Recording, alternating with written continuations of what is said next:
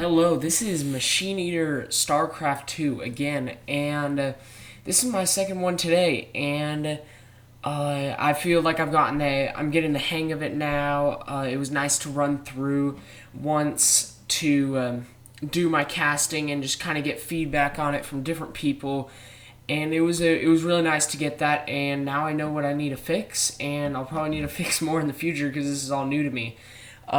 There's a few things just kind of like the volume was too high and you couldn't really hear me, and things to just make it look pretty.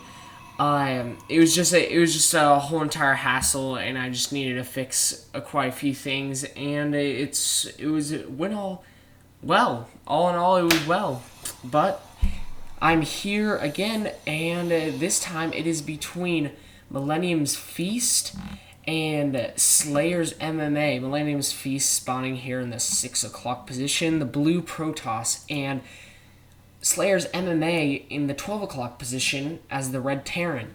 Now, talking about Millennium's Feast, he is the type of guy who's been kind of doing the Kiwi cocky thing where he's trying to prove to everybody, just like people tried to prove the mothership, how it could be used, and it has been being used more lately as a late game object, but Kiwi Kaki has been trying to prove to everybody that warp gates aren't essential, that you can delay them. Of course, you need them for later, but you can just delay them and produce out a facility and use that extra gas for things like robotics facilities and Colossus and Twilight Councils and upgrades, and it's a really interesting style, and it's just more and more developed. Millennium's Feast has been trying that lately. In IEM, he was trying that a lot. I saw a couple of games of that where he was trying out the warp gate delay, and that's what I expect to see out of him today. Now, Slayers MMA, he is a total go-to. He is great. He's up there with MVP and the top tier Terrans, and he's definitely one of the best players in the world. Slayers MMA, I love him. I love watching him. He's that bio ball type of guy. He uses some siege tanks. He dabbles in that area, but just like I said last video, that Terrans have been trying to bio ball more and more lately, because especially against Protoss, because this is a PvT again, and they've been just trying to work in that area again, and it's been working out pretty well. I love bio balls, and I actually play a lot of random, so I love playing in bio balls, and I love the type of area that Millennium's Feast is trying out. Now, Slayers MMA is trying to bunker rush. I'm suspecting this is just a scare. Yeah, this isn't to do anything real. This is just to delay some time and definitely to kill some workers, which he's already killed two workers, and the Zealot's out, so they have to run away and run home. And he's probably just going to keep that there for as long as possible and can cancel it. And he's getting out some Hellions. Slayers MMA is getting out a couple Hellions, and he has a starport on the way. He doesn't have a second gas, so he's not going for Banshees, but I do believe he's going to go for some medevacs, and he's going to do the MMM type of build. The Stalkers are out, so this Hellion and Marine push will be put back, and he has this one probe coming out just to kind of help with anything that needs to be helped with, and the Stalkers are trying to chase down these Marines, and there's a little engagement here in the middle against 4 Marines and 2 Hellions. This Hellion comes out. I do believe the Terran army is a little bit bigger, though, although it is fairly close in the worker count and in the count up in the top for supply. So here, yeah, we're going to see the medevac coming out, and we could see drops, but this does seem like they are working out, and they're working in the middle a lot, and the Hellions are just trying to get around, but I don't feel like they're going to do any damage. Millennium's Feast is a 2 top tier of a player, and this is an IEM again, so it's not a BattleNet type of game, so we're going to see a lot of top work because they're not going to be they're going to try to be tryhards.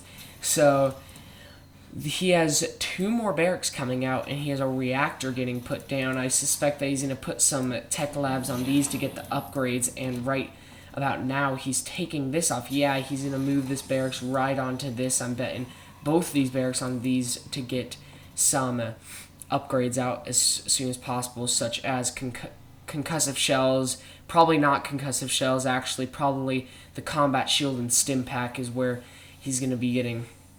is what he's going to be getting. Now the Hellions are up here in the base doing some damage. Sorry I missed this, but he did some drop play. But he has 4 gateways out right now and this box facility. And like I said earlier, he's going to wait for... He severely delayed this warp gate. It's at 8 minutes now, and he already has his 6 killed quite a few workers, but that was probably from that drop play that I missed. And he's going to be just building up and macroing up both of them. He has quite a bigger army over here. He has about 13 Marines and 2 Marauders and 3 Hellions out.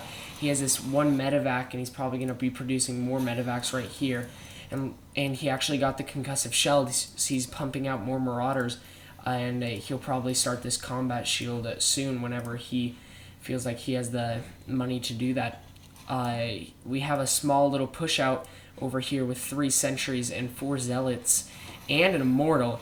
We're not seeing much action. Those Hellions just scooted right back over here. And actually they found a pylon over here out of pure luck, I guess. And there's an observer inside of his base, and he's just trying to check it out. He'll surely spot that soon enough. He has all this bio ball churning out and these medevacs. There's a small little engagement right here, not too much, and this observer is getting him to the high ground, so that gives away that he has the observer there. But right now, there's about to be an engagement, but I'm not sure if it's going to happen. It looks like SlayersMMA is feeling confident enough to come out, but he's not really. He's about to move out, and he has SCVs with him to repair these Hellions. They are moving out, and they're kind of coming back and forth and playing with each other. Right here, here's the engagement, and there's force fields, beautiful force fields, cut off a little bit of the army, but he did not get enough up here. There's Marauders are trying to target down these Immortals, I'm sure, but these Marines and Marauders and Hellions were stuck behind these force fields, and it's too dangerous to come out in this choke point, especially whenever Protoss units are best in choke points. So right now we have over here not really much happening. There's it looks like some more harassment, and these 2 players don't look like they're prepared to macro, except for SlayersMMA. SlayersMMA is feeling confident to grab a 3rd base, but it doesn't seem like he wants to grab a 3rd base right now.